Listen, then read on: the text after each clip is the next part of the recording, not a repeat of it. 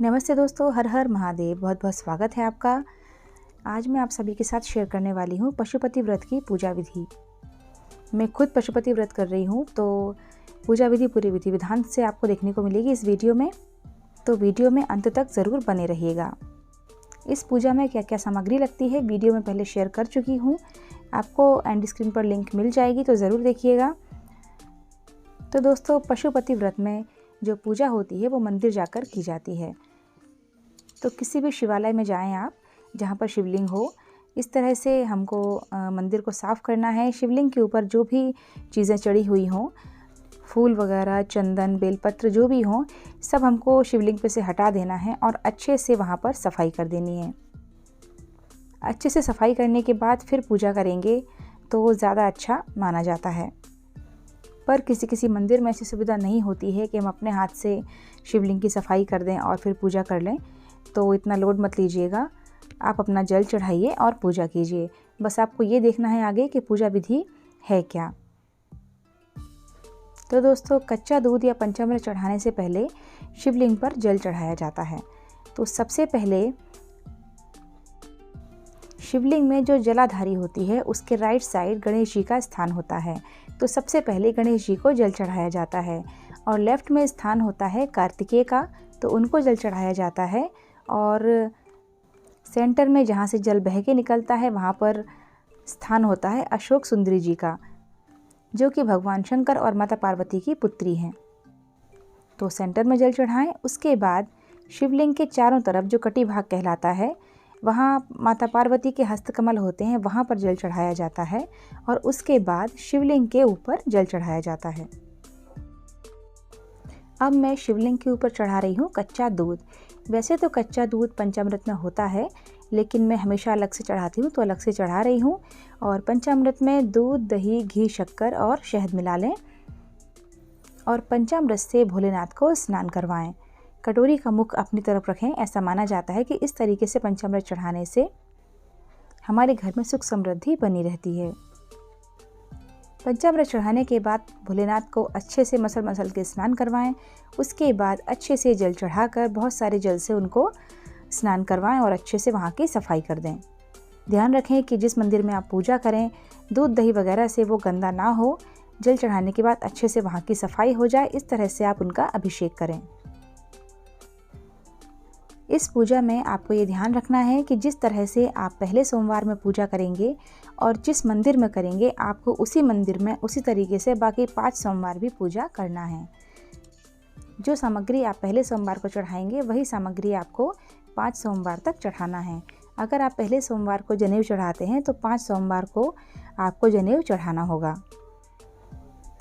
दोस्तों, किस्मत से मेरे घर के पास पशुपतिनाथ का मंदिर ही है, तो मैं पशुपतिनाथ जी के मंदिर में ही पूजा कर रही हूँ। तो आप देख सकते हैं शिव जी के पंचमुख। स्नान करवाने के बाद इनको अच्छे से चंदन वगैरह लगाएं। आप किसी छोटे से शिवालय या बड़े शिव जी के मंदिर में कहीं पर भी ये पूजा कर सकते हैं। बस ध्यान रखना है कि 5 सोमवार तक आपको मंदिर नहीं बदलना है। जो थाली आप अभी सजा कर लाए हैं, वही थाली आपको शाम को भी लेकर आना है।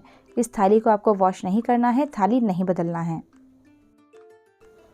तो शिव जी को चंदन लगा दें। उसके बाद गणेश जी को, कार्तिकेय जी को और माता जी के हस्तकमल पर अशोक सुंदरी जी को आप सिंदूर वगैरह चढ़ा सकते हैं।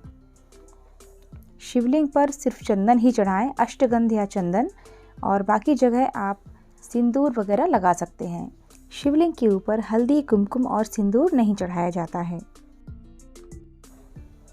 त्रिशूल की और नाग देवता की पूजा भी अच्छे से कर दें।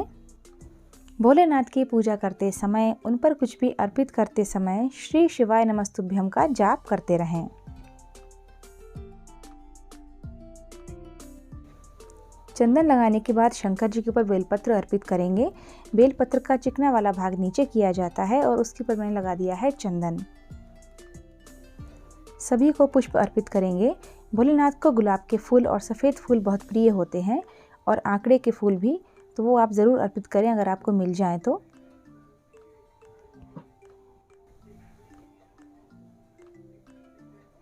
पुष्प, बेलपत्र और शमी पत्र के साथ साथ अक्षत भी चढ़ाएं भोलेनाथ को।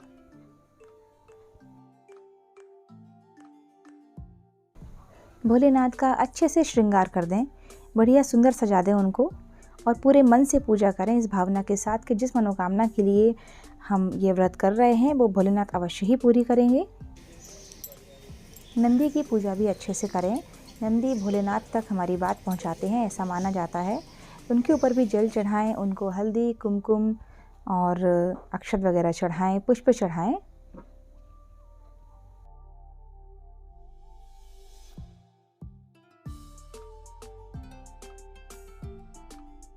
और वैसे तो पंचामृत चढ़ाना ही सुबह के समय काफ़ी होता है, लेकिन आप चाहें तो कोई फल वगैरह चढ़ा सकते हैं।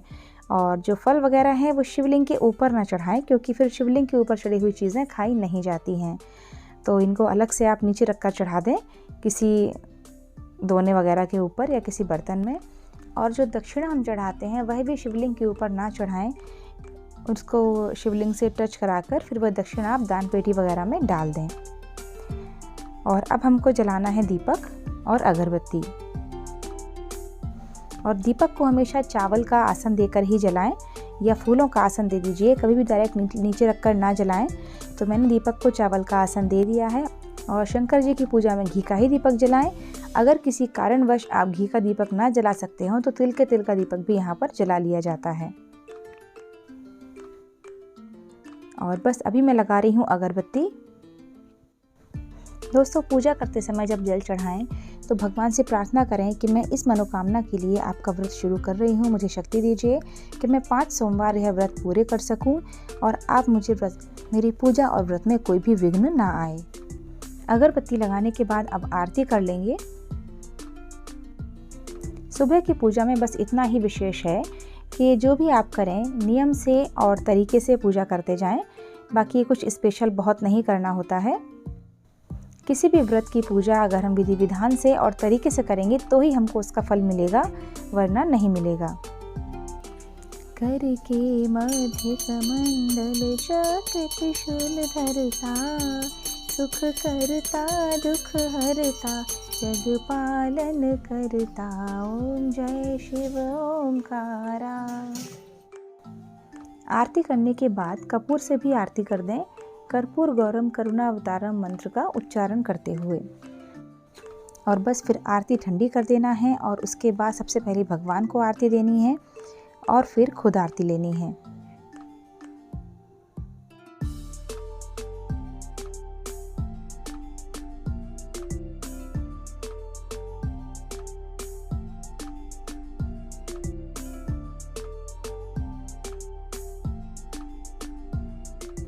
बुदिया मैंने वापस चावलों के आसन पर रख दिया है।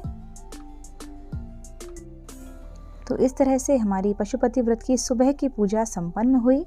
और अब हम जहाँ पर बैठे हैं जिस आसन के ऊपर, वो आसन हमको उठाकर रख देना है और उस आसन के नीचे थोड़ा सा जल डालकर उस जल से हमको माथे पर तिलक करना है। इससे हमें पूजा का पूर्ण फल मिलता है। और बस शिव जी के पैर पड़ते हुए उनसे एक बार फिर से प्रार्थना करनी है कि भगवान मुझे शक्ति दीजिए कि मैं आपके ये सारे व्रत पूर्ण कर सकूं। तो दोस्तों, उम्मीद करती हूँ आपको इस व्रत के संबंध में सुबह की पूजा की सारी जानकारी मिल गई होगी। शाम की पूजा का वीडियो भी मैं अलग से अपलोड करने वाली हूँ, तो आप उसको भी ज़रूर देखिएगा। पूजा विधि पसंद आई है तो दूसरों के साथ भी शेयर कीजिएगा और इसी तरह की और भी जानकारियों के लिए हमारे चैनल को सब्सक्राइब ज़रूर कीजिएगा। फिर मिलते हैं नेक्स्ट वीडियो में। हर हर महादेव।